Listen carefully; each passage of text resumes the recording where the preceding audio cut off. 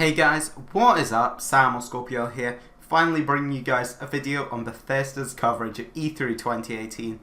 And wow, E3 just keeps getting better, honestly. This is definitely the best of the conferences yet, and it was so hard to make a top 5, honestly. It's going to be somewhere ranking here, it's going to be unexpected, there'll be something I can just tell everyone's expecting to be number 1. Save you some time, it's not. And yeah, let's get into the video. I hope you guys enjoy. Coming in at number 5 on my top 5 highlights of Bethesda list, we have the Wolfenstein stuff. So we have the brand new Wolfenstein game titled Youngblood and the new Cyberpilot VR game. So firstly, let's actually talk about the other Wolfenstein news, being that Wolfenstein New Colossus is coming to Nintendo Switch on June 29th. So if you want to pick that up, you can on that date. Then, we also have our brand new game, the Youngblood. Now this tells the story of the character called BJ, who I haven't actually played the newest game, but I presume he's the main character from that game.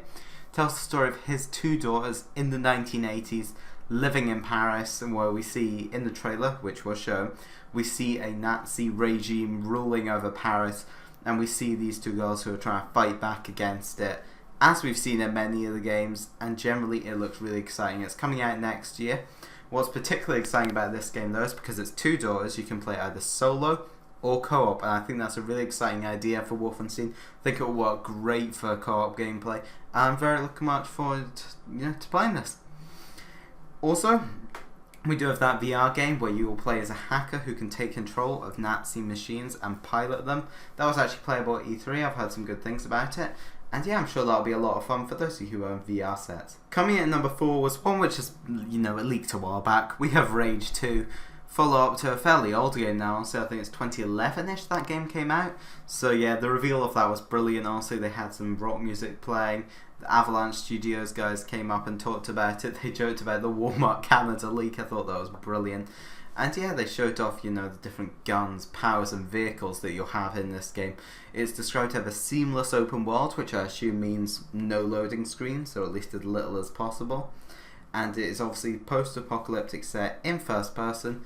The character you play as in this game was born and orphanized in the apocalypse, and his name is Walker. And basically any vehicle around can be driven, which to me is just awesome. The fact that anything you see around, any vehicle you should run into, you can just pick up and drive around this map. The gameplay just generally looks fun, and I think that's why it's placed on this list. The combat looked fun, the powers look cool, and I can't wait for this to come out in spring 2019. Coming in at number 3 is the one I think everyone was expecting to be number 1. I've kind of bundled it in with something else. So here we have Elder Scrolls 6 and Starfield. Now, you may be confused, but the reason I bundled these in is because they announced both of these as being a fairly long time away from what they said. They just wanted to give us some kind of tease. Starfield was described as, basically they just said they were both coming beyond next year, so I think that means 2020. We know that Starfield will be coming first of the 2. And yeah, let's talk about it. Starfield looks to be a really cool looking sci-fi game of a completely new IP. It is single player, and apparently it's been planned and developed for many years, and they've described it as being very unique. It looks quite fun. It gave me some kind of Star Trek vibes. I'm very much looking forward to seeing more of this. And obviously Elder Scrolls 6, wow, everyone's been asking for this for God knows how long. I feel like they probably just revealed it to shut us all up. But it gave us a bit of a look at obviously a logo, which didn't tell us much. We didn't actually get a full title. But the best thing we saw was the map, and that to me gave us some very interesting ideas. We saw that it's on the coast, which kind of gives you some ideas of where it could place. Wasn't a very foresty area, so we know it's not Valenwood as many had speculated. I was talking to some friends today who are definitely bigger experts in Elder Scrolls than me, and yeah, they were speculating it could be High Rock. I don't know if you guys have any theories about where that's at, make sure to let me know. But generally just the hype around, a new IP and their biggest IP is why that comes in at number 3. Coming in at number 2 is something many of you probably didn't expect to make this list, but Elder Scrolls Blades. Now just when I saw everything they were showing of this just got me so excited. The way they're describing this as a fully fledged Elder Scrolls game on mobile. It will be a massive first-person RPG which has been described as having console-level graphics, which just astounds me if they can actually achieve that on mobile. It's got virtual joysticks obviously for the control, or you can tap to move, I think. It has new combat. It has there's new dungeons which are properly handcrafted, but there's also randomly procedure-generated dungeons. You know, it's got melee, spells, inventory, custom characters, leveling up, everything you expect from Elder Scrolls, whilst putting a mobile twist on it. So you can actually play the whole game in portrait entirely, which to me is a really interesting kind of idea. I'm not sure how well that will work. Portrait will definitely be the optimum way, but I think it's definitely cool that they're offering that option. Apparently the Blades are being described as the Empire's top agents, and you play as a member of them who has returned home to their town being destroyed, and a big part of the gameplay will revolve around you rebuilding it and leveling up your town, and as you do that you'll unlock new quests, NPCs and more. They said they want to put this on as many platforms as possible. So while the emphasis was on mobile, it's coming to mobile, it's coming to PC, it's coming to consoles. VR support will exist on mobile and PC, maybe PSVR as well. I don't know, they didn't mention that at all.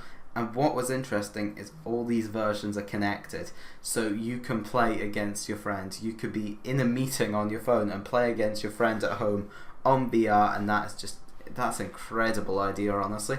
Makes me wonder if progress could transfer. And what is interesting, will PS4 and Xbox crossplay? Because this could be one of the first fully fledged crossplay games between all these platforms, which would just be a mind-blowing step. And it would make sense for a big company like Bethesda to be the one to take it.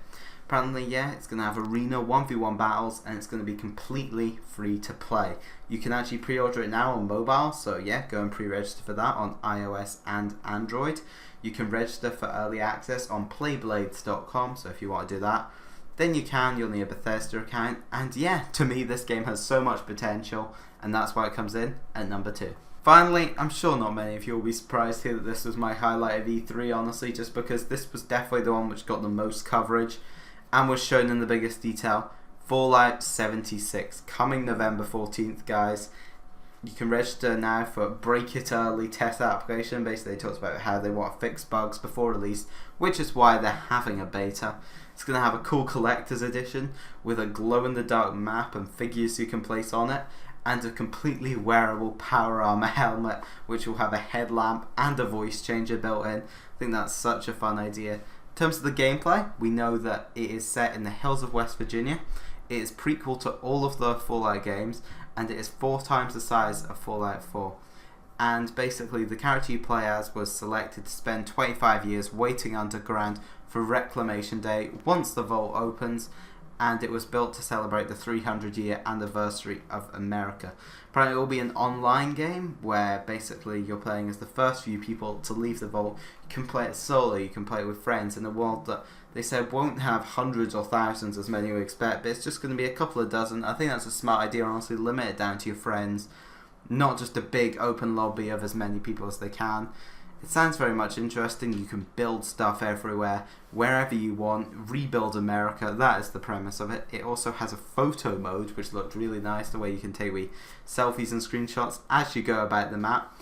One interesting gameplay feature I thought was a very cool idea, was you can acquire nuclear launch codes, which I presume will be like kind of hard missions to complete, which you can complete either solo or with friends. And they said whilst it is completely solo playable, it is obviously going to be better with friends. I just can't wait to play this, get a group together and play this. It's going to be dedicated servers. They plan to support it for years to come. And to me, I just think this game has so much potential, being a completely online survival Fallout game, and that's why it comes in at the number 1 highlight. And with that, guys, that is going to wrap up my breakdown of Bethesda at E3 2018. I hope you guys have enjoyed it. If you have, make sure to leave a like down below. Do show your support, leave a comment down below, let me know what you're most excited about coming off this. No, everyone's going to be Elder Scrolls 6, honestly, but I think that's a fair whiles down the line, unfortunately. But yeah, make sure to like, comment, and subscribe. I'll see you on more E3 coverage. Bye!